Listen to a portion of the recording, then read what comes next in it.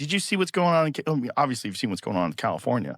But the governor gave this creepy fucking speech where he was talking about speculators coming in and talking about what to do with the land of all these homes that have been burnt down while it's still only 6% contained. And he did this little dance like, I've been talking with these, with the governor of Hawaii about what to do. We've got some ideas. A speculator, we're gonna have some meetings. Like, he's really? California Governor Gavin Newsom is now calling his city's homeless encampments unacceptable, which is odd since he's the guy who, made them acceptable, turning sidewalks into red carpet events for drug addicts, thieves, and unemployed CNN anchors. On Monday, he urged cities to ban the camps from sidewalks, parks, and other public areas. So after years of denying the problem, he's now pretending to fix it, which is like putting on a condom as you're leaving a whorehouse.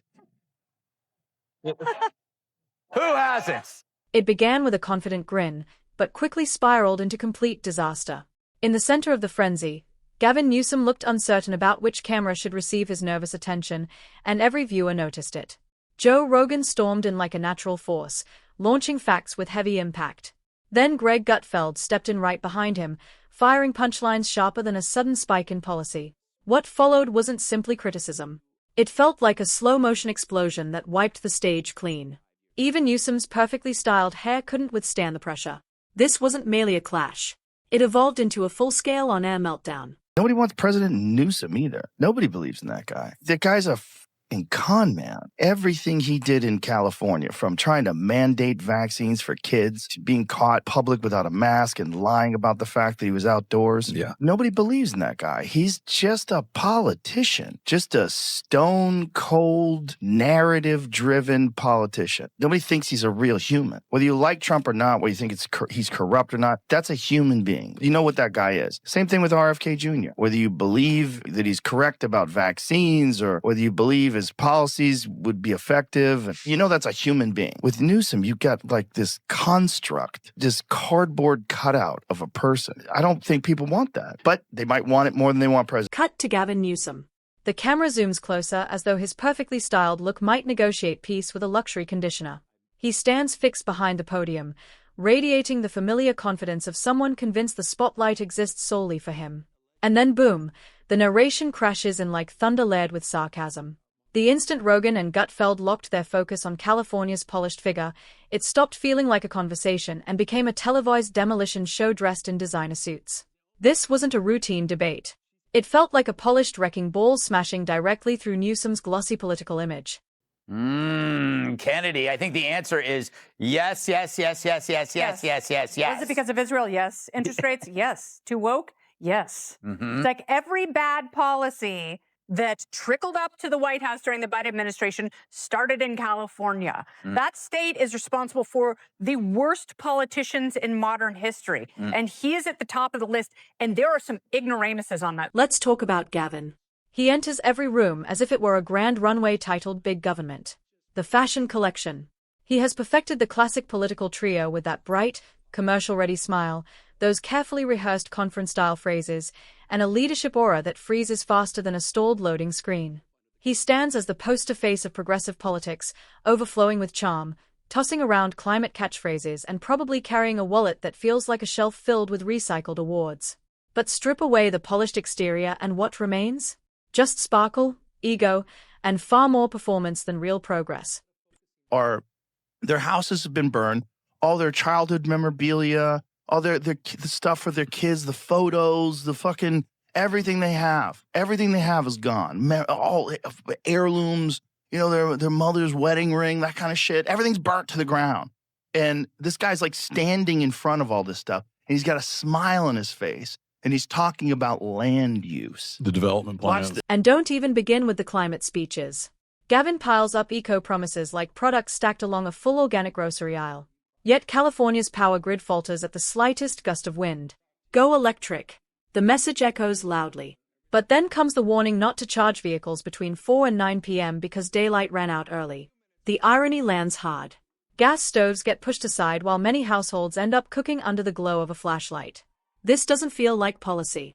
It plays out like climate theater. A dramatic production where everyone moves through darkness and calls it progress. And he's the guy who thinks he's going to run for president? when, so much of the state is absolutely unlivable. And so every project that he's championed, he's now trying to demonize conveniently. And people are not that dumb. Like, people have been through it in his state. They are sick of him. They want him to leave. And maybe that's why so many people around him are like, you should totally run for president. So he gets out of the state. Yes. Move away. Tyrus, did he leave out any? He didn't just leave California. He staged a full escape. It felt like someone noticing a crack in reality and sprinting straight toward the exit. And honestly, it's easy to understand why. Because when a place starts looking like a survival game instead of a dream destination, even a podcast titan has to move on. Rogan hit the accelerator, rolled down Interstate 10, and never looked back. He traded hazy skies for the wide horizons of Texas and swapped scripted noise for a sense of freedom, like a champion choosing substance over trends. And he didn't depart quietly either. He carried with him the biggest microphone in the world, the Joe Rogan Experience. This isn't simply a show. It's a massive platform with more than 100 million listeners and enough reach to keep major networks uneasy. Rogan's edge is simple. No filters, just intensity, and nothing ignited that more than Newsom's lockdown reasoning. While Gavin enjoyed fine dining as if time had paused, Rogan blasted the contradictions so loudly the moment echoed everywhere. Down in Hawaii, you had some ideas around some land use concerns he has around speculators coming in, buying up properties, and the like. So we're already working with our legal teams to move those things forward, and we'll be presenting those in a matter of days, not just weeks. With a big smile on his face. Look at the little wiggle he does with his shoulders. Speculator, watch this. Talking to Josh. Look at this. Look at this little wiggle. It's excited about the possibilities of speculators coming in. And he's saying, we're move forward. We're going to move forward on that. These people lost their homes. A lot of those people don't even have fire insurance because the fire insurance pulled out of California. I think like 69% of fire insurance pulled out of California because they're like, this is too crazy. Like, you guys aren't doing jack shit to manage this. You're not clearing the brush. And Rogan didn't arrive alone. He came with a full roster. Doctors, economists, and comedians armed with razor sharp would all join together to paint a striking picture. California's rules often felt more confusing than a social media finance clip filled with cartoon effects. Small businesses struggled to survive while massive corporations moved through the chaos as if nothing could slow them down. Health directives seemed as unpredictable as if they were picked at random, leaving people frustrated and uncertain. And there was Gavin flashing that bright smile, acting as if a bit of style could repair shaken confidence. Then came the massive tech migration, a modern-day trail, only this time powered by electric cars instead of wagons. Rogan didn't just discuss it. He packed everything up and moved his studio to Austin, where outages weren't part of daily life. The state began to feel hostile to innovation and distant from freedom. Rogan's strongest argument wasn't a statistic. It was his own decision to leave. So, while Californians have lost their homes and they're still suffering from the devastation, what does Gavin Newsom decide to do? Well, now is apparently the perfect time to try and boost his popularity and essentially promote himself. He's launched a podcast. I'll play you the trailer in just a moment, but take notice. Does the trailer that he shared with the world on X, does it even mention the most horrific fire catastrophe that occurred under his leadership, partly as a result of the decisions he was making, like cutting fire prevention? No, this is his chance to talk about his image, insisting that he's no ordinary politician. He didn't need to raise his voice or create a spectacle. He simply leaned into the microphone and said what many people were already thinking. This isn't working. And just like that, Greg Gutfeld jumped in with razor-sharp timing and a grin full of mischief. He doesn't yell, he slices. Every word delivered with a smirk. Every line landing with pinpoint sting. Gutfeld style feels like a perfectly timed takedown. Calm and precise with an edge you can't ignore. He looked at Gavin's flawless presentation and repeated what countless viewers had been whispering. The image is polished, but the leadership feels trapped inside a simulation. Then he pulled the curtain back behind the glossy image were tense shuttered storefronts and small businesses barely hanging on. A surreal scene with a yoga mat calm while Gavin kept smiling as if optimism alone could fix everything. About anything? I think there's about 100 other reasons too. Well, you can't, it's not his words when he speaks. Yeah. You have to watch him closely. And some genius decided not to film him any lower than the shoulder. Yes, did you? Yes. So what did he do? You couldn't see the hands. No, but he sent Morse code. Yes. Go back and watch it. Look at the blinking. Blink, look. Meet me at the house. Like, he's blinking. He's sending, I'm getting there. Hey, just so you know, I'm not wearing pants. But Gutfeld didn't stop at appearances. He aimed directly at the core. His larger focus was the media's over-the-top admiration for Gavin. Major outlets often portray him like a modern legend. Polished smile, perfect lighting, and endless praise. Yet behind that glow sits a messy reality wrapped in glossy coverage. Gutfeld's segments weren't merely humorous. They landed with real force. He ripped through headlines applauding bold leadership while everyday people struggled with rising fuel prices, sky-high rent, and grocery stress. Families strained just to afford the basics. Yet magazines kept celebrating his visionary presence. Then came the climate angle. Gutfeld firing rapid critiques at buzzwords like carbon equity and solar dreams. The ideas sound inspiring until the obvious question arrives. Who's paying the bill? While residents deal with outages, officials glide around in hybrids like scenes from a futuristic film. Charging stations feel scarce. Promises feel distant. And Gutfeld didn't just question it. He dismantled the narrative. This wasn't environmental heroism. It felt like a carefully staged photo opportunity. When Gavin Newsom talks about California, he's like, I'm very big on California, very bullish on California. Hey, they're all moving. The only reason why they don't move is because it's too difficult to move. It's too expensive to leave versus all the bullshit with all the permits and all that. It's too expensive. Believe that he's correct about vaccines or whether you believe his policies would be effective. And that's a human being. With Newsom, you got like this construct, this cardboard cutout of a person. I don't think people want that, but they might want it more than they want president. Then came the decisive blow. Gavin's White House ambitions. Talk of 2028 circles him like a constant buzz, but Gutfeld isn't convinced for a second. He mocked the idea that someone struggling to manage one state could suddenly steer an entire nation. His running all right, Gutfeld snapped.